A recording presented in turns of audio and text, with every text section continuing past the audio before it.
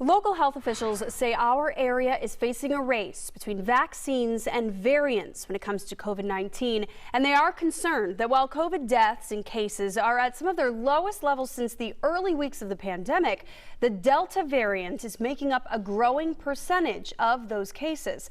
Fox 26's Rashi Vats explaining why they feel we are not yet in the clear. Hi, Rashi. Hi there. So yeah, before I explain that, I do want to preface the story about the Delta variant by telling you about our COVID-19 cases. So both for Harris and Houston, this is the graph that has been provided to us, and you can see in the red are the new cases, in the blue old cases, and they are going in a downward trend, which is good, but officials locally here say we might see a surge.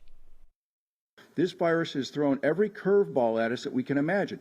It is absolutely here, and there's no reason to think that it won't behave like it has in other communities. Dr. David Pearce is the chief medical officer for the city of Houston.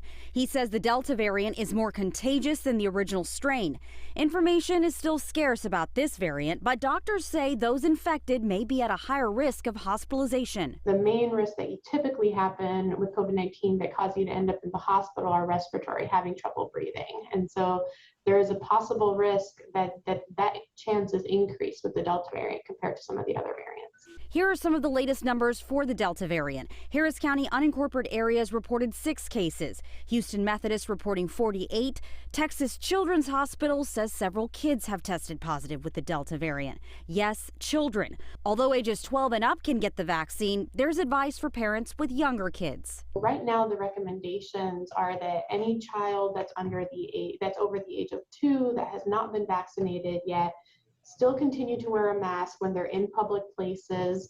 Sometimes some people recommend the whole family mask, even if the adults have been vaccinated, because it's being a good role model to the child. So this transmits a lot more easily. Every time a virus gets that ability to transmit more easily, the percent of the population that needs to be immune goes up in order to slow it down through herd immunity.